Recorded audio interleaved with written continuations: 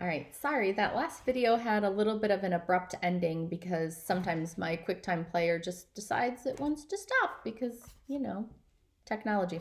So I know it was at sort of a bad spot to stop, but we shall proceed. Dally risking his life for us, trying to keep Johnny out of trouble.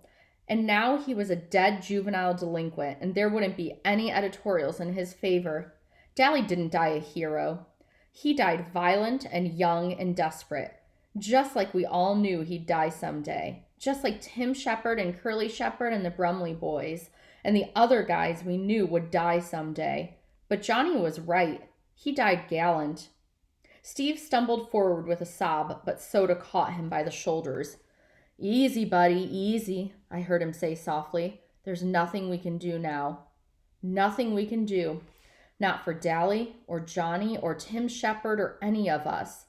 My stomach gave a violent start and turned into a hunk of ice. The world was spinning around me, and blobs of faces and visions of things past were dancing in the red mist that covered the lot. It swirled into a mass of colors, and I felt myself swaying on my feet. Someone cried, "Glory! Look at the kid!" And the ground rushed up to meet me very suddenly. When I woke up, it was light. It was awfully quiet, too quiet.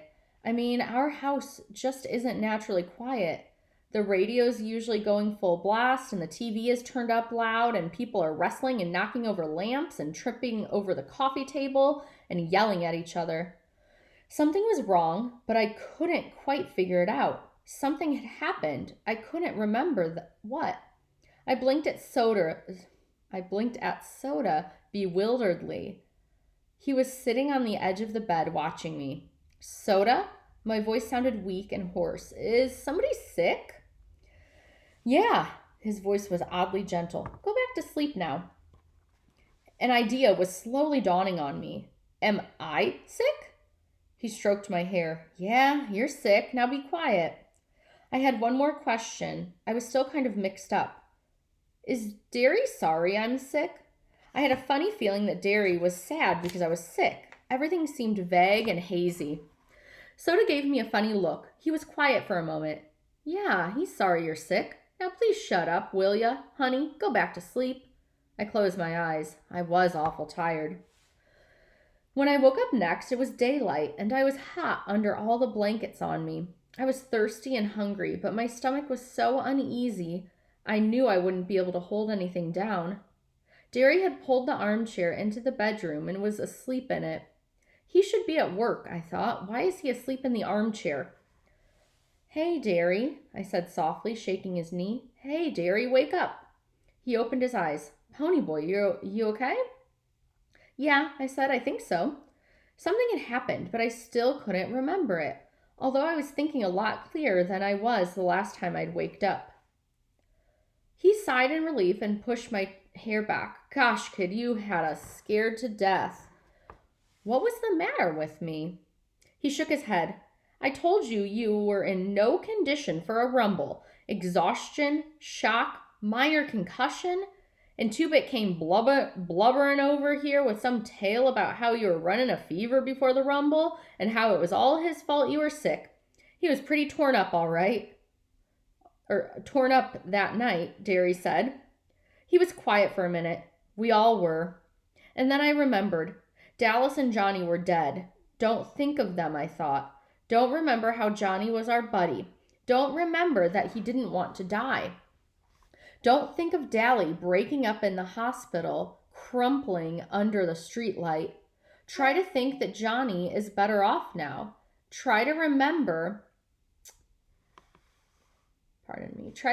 that Dally would have ended up like that sooner or later. Best of all, don't think. Blank your mind. Don't remember. "Where'd I get a concussion?" I said. My head itched, but I couldn't scratch it for the bandage. "How long have I been asleep?" "You got a concussion from getting kicked in the head." Soda saw it. He landed all over that Soch. I've never seen him so mad. I think he could have whipped anyone in the state he was in. "Today's Tuesday, and you've been asleep and delirious since Saturday night. Don't you remember?" "No," I said slowly. Derry, I'm not ever going to be able to make up the school I've missed. And I've still got to go to court and talk to the police about Bob's getting killed. And now, with Dally, I took a deep breath. Derry, do you think they'll split us up? Put me in a home or something? He was silent. I don't know, baby. I just don't know. I stared at the ceiling. What would it be like? I wondered, staring at a different ceiling. What would it be like in a different bed, in a different room? There was a hard, painful lump in my throat and I couldn't swallow. Don't you even remember being in the hospital? Derry asked. He was trying to change the subject. I shook my head. I don't remember. You kept asking for me and Soda, sometimes for Mom and Dad too, but mostly for Soda. Something in his tone of voice made me look at him. Mostly for Soda. Did I ask for Derry at all, or was he just saying that? Derry, I didn't know quite what I wanted to say, but I had a sick feeling that maybe I hadn't called for him while I was delirious. Maybe I had only wanted Soda Pop to be with me. What all had I said while I was sick? I couldn't remember. I didn't want to remember. Johnny left you his copy of Gone with the Wind, told the nurse he wanted you to have it. I looked at the paperback lying on the table. I didn't want to finish it. I'd never get past the part where the Southern gentlemen go riding into sure death because they are gallant. Southern gentlemen with big black eyes and blue jeans and t-shirts. Southern gentlemen crumpling under streetlights. Don't remember. Don't try to decide which one died gallant. Don't remember. Where's Soda? I asked, and then I could have kicked myself. Why can't you talk to Derry, you idiot? I said to myself. Why do you feel uncomfortable talking to Derry? Asleep, I hope. I thought he was going to go to sleep, shaving this morning, and cut his throat.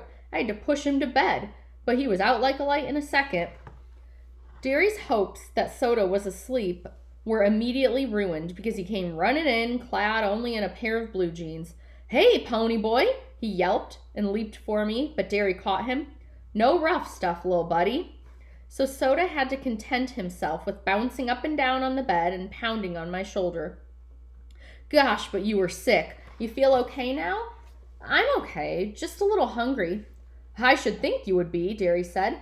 You wouldn't eat anything most of the time you were sick. How'd you like some mushroom soup? I suddenly realized just how empty I was. Man, I'd like that just fine. I'll go make some. Soda Pop, take it easy on him, okay? Soda looked back at him indignantly. You'd think I was going to challenge him to a track meet or something right off the bat. Oh no, I groaned. Track meet. I guess this just about puts me out of every race.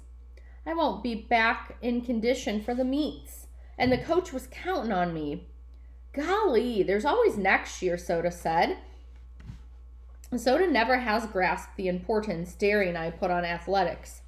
Like he never has understood why we went all out for studying. Don't sweat it about some track meet. Soda, I said suddenly, what all did I say while I was delirious? Oh, you thought you were in Windricksville most of the time. Then you kept saying that Johnny didn't mean to kill the Soch. Hey, I didn't know you didn't like bologna. I went cold. I don't like it. I never liked it. Soda just looked at me. You used to eat it. That's why you wouldn't eat anything while you were sick. You kept saying you didn't like bologna, no matter what it was we were trying to get you to eat. I don't like it, I repeated. Soda, did I ask for Derry while I was sick? Yeah, sure, he said, looking at me strangely. You asked for him and me both. Sometimes Mom and Dad, and for Johnny. Oh, I thought maybe I didn't ask for Derry. It was bugging me. Soda grinned. Well, you did, so don't worry. We stayed with you so much that the doctor told us we were going to end up in the hospital ourselves if we didn't get some sleep. But we didn't get any anyway. I took a good look at him. He looked completely worn out. There were circles under his eyes, and he had a tense, tired look to him. Yet his dark eyes were still laughing and carefree and reckless. You look beat, I said frankly. I bet you ain't had 3 hours sleep since Saturday night.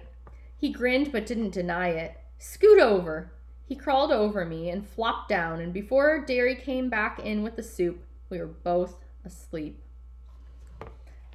Oh, pretty crazy.